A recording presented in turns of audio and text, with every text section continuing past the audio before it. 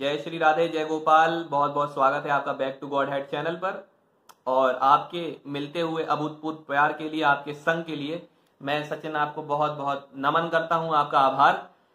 सावन के पवित्र माह में भगवान शंकर, महादेवी, माता पार्वती की अगर हम चर्चा ना करें तो हमारा सावन का ये महीना अधूरा रह जाएगा। बुरा तो नहीं होगा परंतु अच्छा भी नहीं होगा। इसलिए आज भगवान शंकर जी की, माता पार्वती जी की प्रेरणा से आपको भगवान श्री नंदीश्वर का चरित्र मैं सुनाने जा रहा हूं शिव पुराण से। शिव पुराण जी के आप दर्शन करें। भगवान शंकर साक्षात विराजमान होते हैं यहाँ।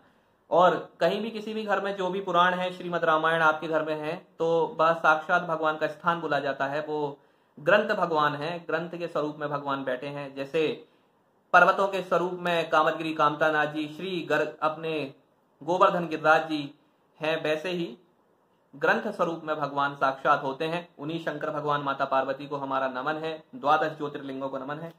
तो शतरुद्र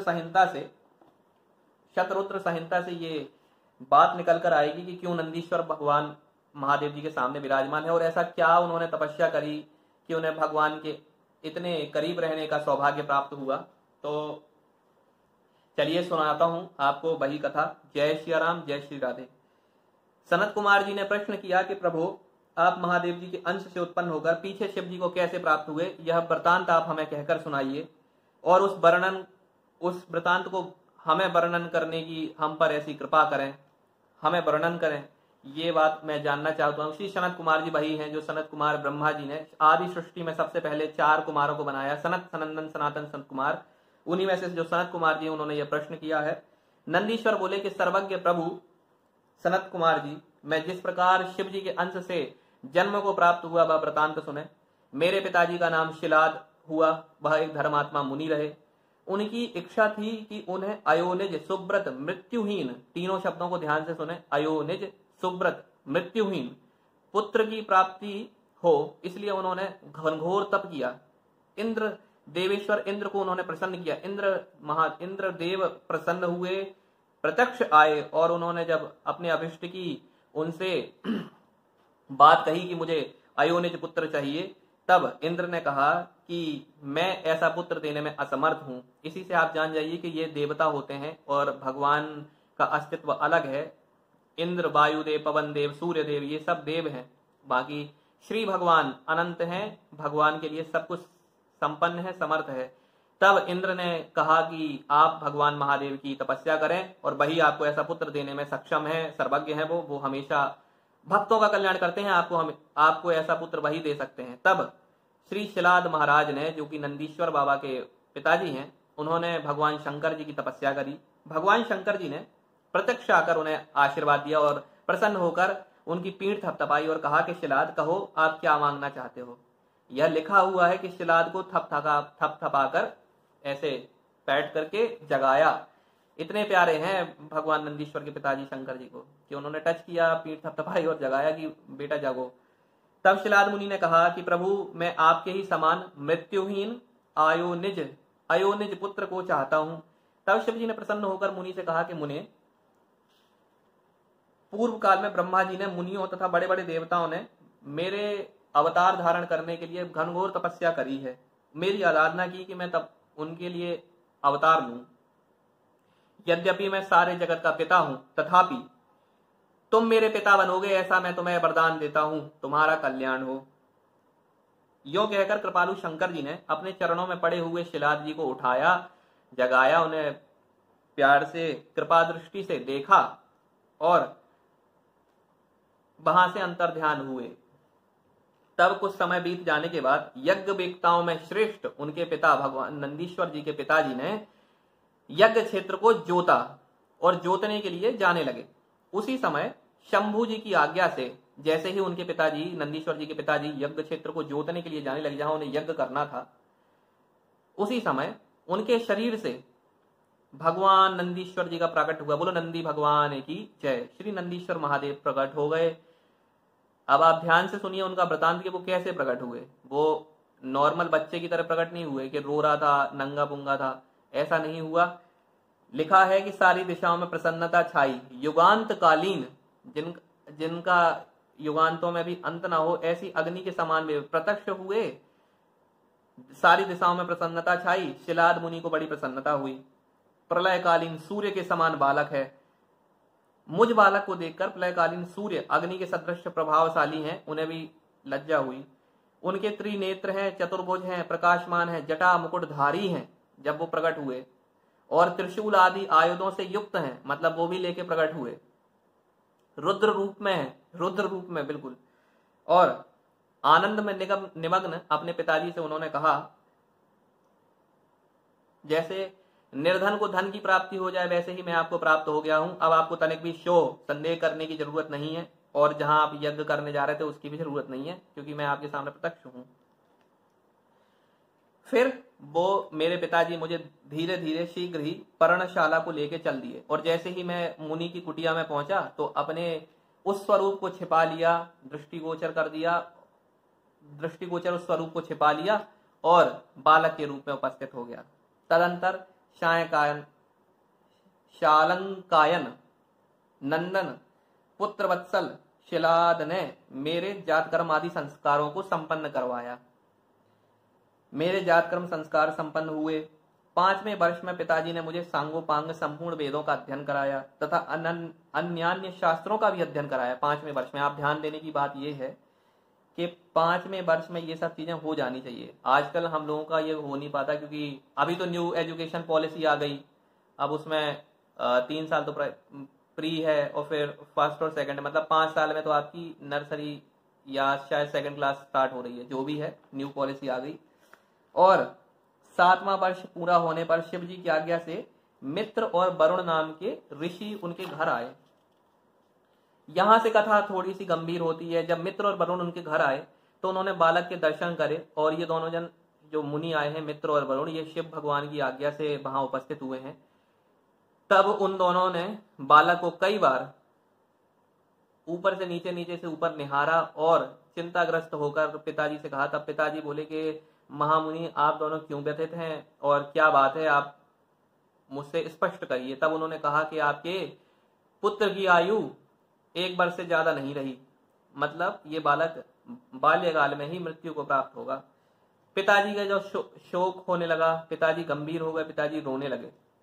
तब पिताजी की ऐसी दशा को देखकर नंदीश्वर भगवान बोले कि पिताजी, ऐसा कौन सा दुख आ पड़ा जिसकी वजह से आप ऐसे पतझड़ के समान हो गए और इस व्यर्थ ही दुख को प्राप्त हुए? आप क्यों रोते हैं? आप मुझे कष्ट बताइए।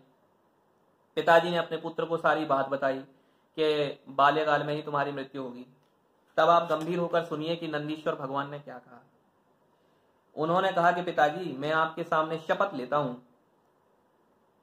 कि, और यह बिल्कुल सत्य बात है, कि चाहे देवता, दानव, काल, यम और अन्यान्य प्राणी सब इकट्ठे होकर भी आ जाएं तो मेरा बाल वांका नहीं कर सकते। वो बाल्यकाल में मेरी मृत्यु नहीं होगी, ये मैं आपसे कहता हूं। अतः आप बिल्कुल दुखी ना हो।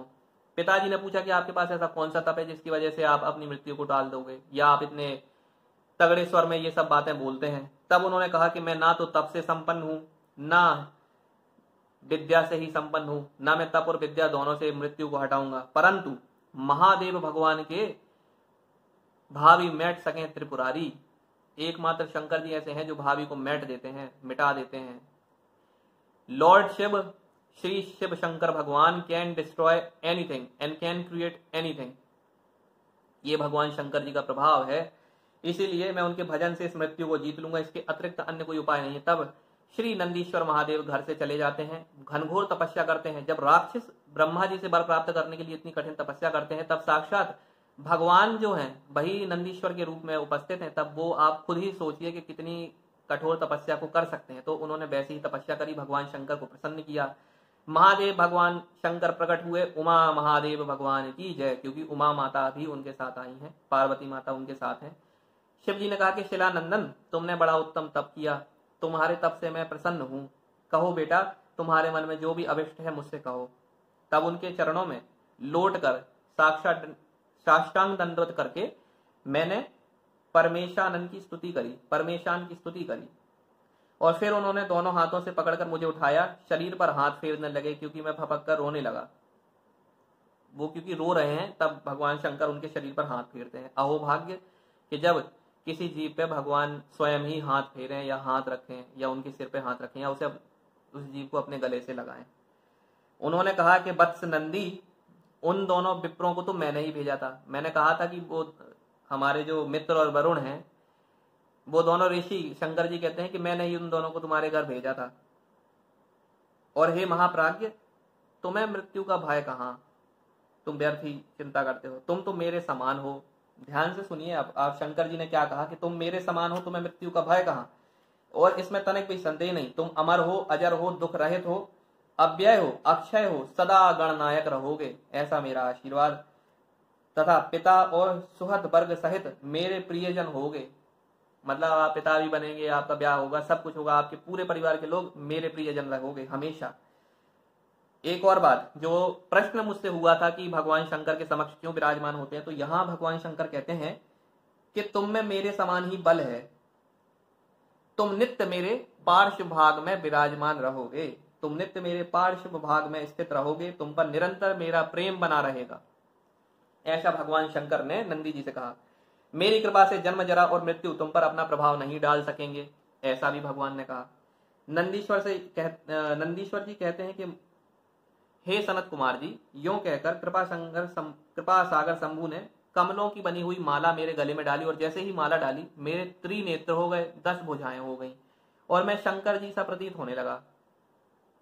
तब शिव जी ने मेरा हाथ पकड़कर पूछा कि बताओ अब मैं तुम्हें और क्या वर दूं। तब वृषभ ध्वज ने अपनी जटा में स्थित, भगवान शंकर अपने सिर में गंगा जी को रखे रहते, उन्हें नहाने के लिए कहीं जाने की आवश्यकता है नहीं हम लोगों आप लोगों जैसे। वो तो उन्होंने तुरंत ही जटा से खोला, जल निकाला और कहा कि लो आज से मैं तुम्हें गणाध्यक्ष बनाता हूं। उमा माता के सामने, सब अपने गणों के सामने उन्होंने कहा कि आज मैं तुम्हारा गणाध्यक्ष के पद पर चयन करता हूं। और तभी वह जल जो उनके सिर से बहा तो वो दिव्य 5 सुंदर नदियों के रूप में परिवर्तित हो गया। उनको पंचनद कहते हैं। शिव जी के पृष्ठ भाग की भांति परम सुंदर है ये पंचनद। उनके नाम आप सुन लीजिए, नाम सुनने से भी कल्याण है। जटोदका, त्रिस्त्रोता, वृषध्वनि, स्वर्णोदका और जम्बू नदी, ये 5 पंचनद कहलाते हैं। जो मनुष्य पंचनद पर जाकर स्नान और जप करे, परमेश्वर शिव का पूजन करे, वह शिव सायुज्य को प्राप्त होता है, मतलब उनके जैसा हो जाता है और वहीं रहता है। और उनका अभिषेक करके नंदी जी को गणाध्यक्ष बना दिया। सब गणों में प्रधान नंदी जी महाराज हुए। बोले नंदी भगवान की जय, श्री महादेव माता पार्वती की जय, उमा महेश्वर भगवान की जय। तब उमा माता बोली कि आपने बिल्कुल ठीक किया, ये मेरे पुत्रवत हैं, ये मेरे पुत्र हैं, और हे नाथ मुझे नंदी बहुत प्रिय हैं। तब आगे कथा आती है कि वहां पर नंदीश्वर जी का विवाह किया गया। उनकी पत्नी का नाम है सुयशा, और माता पार्वती ने दोनों जन से कहा कि बेटा तुम मुझसे और भी वर मांग लो, मैं तुम्हारी सारी अभिष्ट कामनाओं को पूर्ण कर दूंगी। तब दोनों हाथों को जोड़कर नंदीश्वर कहते हैं कि देवी आपके चरणों में मेरी सदा उत्तम भक्ति बनी रहे, बस यही आपसे प्रार्थना। आपके श्री चरणों में सदा उत्तम भक्ति बनी रहे, यही सब हम आपको मांगना चाहिए भगवान से कि भगवान आपके श्री चरणों में हमारी सदैव बुद्धि बनी रहे। हमें ना तो योग का सहारा है, न जप तप का सहारा है, क्योंकि हम सब कलयुग में जी रहे हैं, जहां हम लंबी तपस्याएं नहीं कर सकते, बड़े बड़े योग अभ्यास नहीं कर सकते, कोई ऐसे गुरु हमें नहीं पता। हम आपको कहाँ पता ऐसे गुरु जो सिद्ध हों, जो शरीर से दूसरे लोगों की यात्रा कर सकें या आने वाले प्रलय को रोक सकें, जल की धाराओं को मोड़ सकें। ऐसे संतों का भी हम लोगों के लिए उपस्थिति नहीं है। बाकी धरती पर तो सभी कोई है आज भी, लेकिन हमारी इतनी आपकी पात्रता कहाँ। इसलिए हमें भगवान से यही मांगना चाहिए कि आपके श्री चरणों में हम सबकी भक्ति बने, और भटकने वाले भटकाने वाले लोगों से हम बचे रहें, हमें सच्चे संत प्राप्त हों, यही हम सबको कामना करनी चाहिए। और यही महादेव भगवान से उनके इस मंत्र में प्रार्थना। देवी ने कहा कि तथास्तु। और फिर शिवा नंदी की प्रतिमा पत्नी सुयशा से बोली, सुयशा माता की जय हो। सुयशा माता नंदीश्वर भगवान की पत्नी है। उन्होंने कहा कि बेटा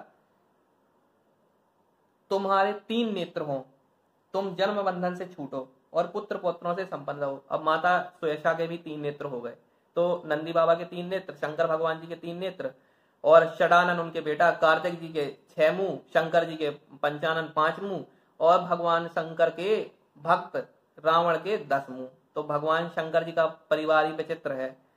सबसे प्रथम गृहस्थ हैं, सारी कथाओं का स्रोत भगवान शंकर है, वहीं से सारी कथाएं होती हैं माता पार्वती और शिव जी के बीच में। कभी भी किसी भी पुराण को आप देखें तो भगवान शंकर और माता पार्वती जी के बीच का संवाद है। ऐसे भगवान का परिवार है और ऐसे पवित्र परिवार को हम सबका प्रणाम है कि हे माता पार्वती, हे शिव शंकर भगवान, आपकी जय हो और आपकी अपने स्वामी में और मुझ में अटल भक्ति हो। ऐसा आशीर्वाद माता नंदीश्वर भगवान की पत्नी को मिला। सभी देवता वहां उपस्थित थे, विष्णु भगवान भी उपस्थित हैं, सभी ने उन्हें आशीर्वाद दिया और ऐसा बड़ी बड़ी प्रार्थनाएं करके और आशीर्वाद देकर सब लोग अपने अपने धाम को चले गए। अब इस कथा का फल सुनिए, भगवान नंदीश्वर की इस कथा का। उनका मैंने आपको जन्म सुनाया, उनका आपको मैंने उनकी तपस्या करना सुनाया, गणाध्यक्ष बनना आपको सुना दिया है और भगवान के सम्मुख वो क्यों विराजमान होते हैं ये भी सुना दिया। कैसे वो कमल की माला जैसे ही उनके गले में आई तो उनकी 3 आंखें 10 भुजाएं हो गई, ये भी आपको मैंने सुना दिया। इस कथा का फल है कि महामुनि, भगवान नंदीश्वर कहते हैं कि महामुनि, जो मनुष्यों के लिए कथा सदा आनंददायक है, शिव भक्ति का वर्धन करने वाली है। जो श्रद्धालु मनुष्य भक्ति भावित चित्त से मुझ नंदी के इस जन्म, वर प्राप्ति, अभिषेक और विवाह के वृतांत को सुनेगा अथवा सुनावेगा, दूसरों को सुनावेगा तथा पढ़ेगा या दूसरों को पढ़ाएगा, वह इस लोक में संपूर्ण सुखों को भोगकर अंत में परम गति को प्राप्त होगा। ऐसी भगवान नंदीश्वर ने इस कथा के फल को बताया है। इसलिए हम आपने कथा सुन भी ली, सुना भी ली, पढ़ भी ली और पढ़वा भी ली। तो हम आप भगवान से प्रार्थना करें कि हे भगवान, जो भी हम लोगों के लिए अच्छा हो, कल्याणकारी हो, वही हमें प्राप्त हो। आप में हम लोगों की हमेशा भक्ति बनी रहे। इस चैनल का नाम ही बैक टू गॉड हेड है कि भगवान के पास दोबारा जाना। बैक टू गॉड हेड मतलब भगवान के समीप दोबारा से होना। तो भगवत भक्तों तक ये चैनल पहुंच पाए, भक्तों की भक्ति में और आप में उनकी श्रद्धा बढ़े, ऐसी भगवान शंकर जी से, माता पार्वती से प्रार्थना। जय श्री राम, जय श्री राधे, हर हर हर महादेव की जय। And thank you for watching it, keep sharing and loving, thank you. जय श्री राधे, जय गोपाल, जय जय श्री महादेव भगवान की जय।